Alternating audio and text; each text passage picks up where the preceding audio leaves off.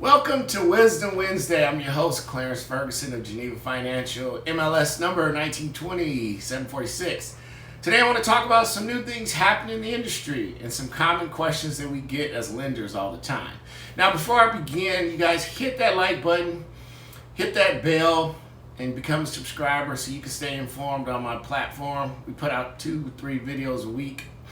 If you're in my Facebook group, make sure you click on the notifications so that you can see when something new drops. All right, let's get into it. Question: if credit card reward points are converted to cash, can they be used as an acceptable source of funds? Yes, they can. Here's how it has to work though. You have to provide a copy of your credit card statement showing the cash value of the rewards, and that must be converted to cash and deposited into your checking or savings account. So that's pretty cool. If you have those, it can be counted as income. All right, next question is about borrower eligibility. Can a borrower close a home in the name of an LLC? No, because that becomes a commercial loan then. Obviously, an LLC is set up as a business. Now, we do have departments to deal with commercial loans, so we can do them, just not it's a business loan, long story short. What are the requirements for determining if a borrower is displaced homemaker or single parent under the first-time home buyer definition? An individual that is displaced homemaker or a single parent will be considered for the first-time home buyer if they have had no ownership in a principal residence or joint ownership interest with a spouse during the preceding 3 years. So if you haven't owned a home or been a spouse of someone owning a home for 3 years, you can get first-time home buyer credit and use that. All right, question I got about divorce and like if different things are broken up in the divorce decree. Yes, if a debt is assigned to one or the other in that transaction, that debt does not have to be counted against you. Okay, so it's very important. If I know someone's going through a divorce and recently divorced, I do get a divorce decree. All right, can you have late payments on a mortgage in the past 12 months?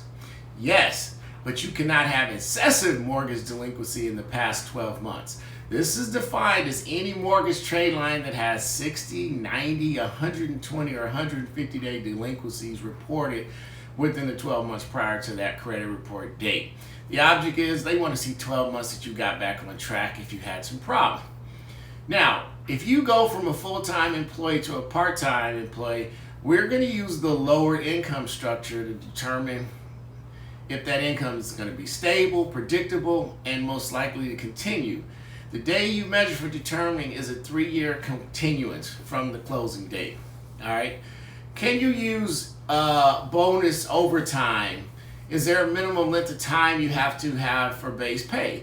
The answer to those is yeah. We want to see 2 years. You guys have heard me talk about this. We want to see 2 years. That's a good stretch mark. Okay. Sometimes if you get income that's shorter, we may be able to use that income because we're going to look at the general picture like your tax returns. We want to see that that income is steady or growing. Definitely every situation requires an individual look. You guys hear me harp on that. Have a phone conversation. All right, if you're using overtime and bonus, it's kind of the same thing. We're wanting to see 12 to 24 months. We're going to maybe order a verification of employment. We want to see that we think this income is going to stay the same. That is really what we're doing when we're looking at your bonuses, overtime, stuff like that. So just some quick questions today, guys. Just some fun stuff. We get questions all the time. Oh yeah, I almost forgot. Someone asked me, can you rent to family members? Are there any restrictions? No. Well, obviously we want to see a lease agreement. We want to see that money coming into your account. You can't just drop one at the local, FedEx, Kinko and turn it in. We need to see proof.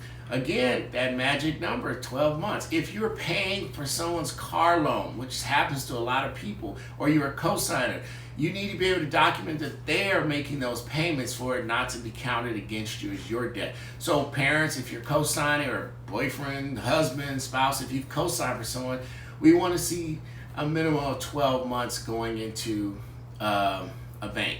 We want to see the payments coming out. That's pretty simple. Now, people ask about self-employment. A lot of people did part-time jobs. They got 1099s from job. We can't count that income. Again, it's very difficult to go from waged employment, meaning you get a check every 2 weeks or every week, and go to self-employed. Like me, I'm self-employed. Obviously, I have to file taxes. I have to show income. But what people want to see, how long have you been doing? Well, I've been training people for 31 years. Pretty sure that's pretty solid income. Been in the mortgage industry for a while, solid income. Now, if I decide to become a candlestick maker, a baker, I'm gonna probably raise some alarms, unless it's a side hustle and it's just extra income that we're counting. All right, so just some really basic stuff. Things are always changing in this market. Things are always being revamped and looked at differently as the world changes. I mean, think about it. A long time ago, everyone had a landline. Now people just put their cell phones on the application. So we try to look at each individual situation as an individual situation, but there are some hard guidelines that we have to follow. Again, I've told you guys this in other videos. My job is to paint a picture so that when I give it to my processor, she just verifies stuff, collects it, and then we present it to the underwriter. This is the scenario. I'm basically going to bat for you. I've picked up your bank statements. I've looked at your pay stubs. I've looked at your retirement or your assets, and I go, this is a good borrower. You know, there are obviously situations that are tougher, and depending on that scenario, we're going to try to figure out the best solution to get you the loan you need, if it's doable. If your credit needs to be tweaked, lift it up, there's ways to look at that. You know, I've been looking at credit reports for a long time. I'm able to figure out where the person needs to improve so they can get in a loan. And if you have a situation where you want me to take a look, I'll be more than happy to do that for you when we can talk about that privately. But anyway, guys, it's always fun doing these. I like to try to give you new stuff instead of the basic, boring credit score, this and that. I try to give you some of those scenarios so when you decide to buy a home or you're looking to refinance a home, you have the tools you need to be successful. All right, guys, I will see you next time. It's Wisdom Wednesday. I'm Clarence Ferguson, MMLS 192746. All right, guys, have a good day.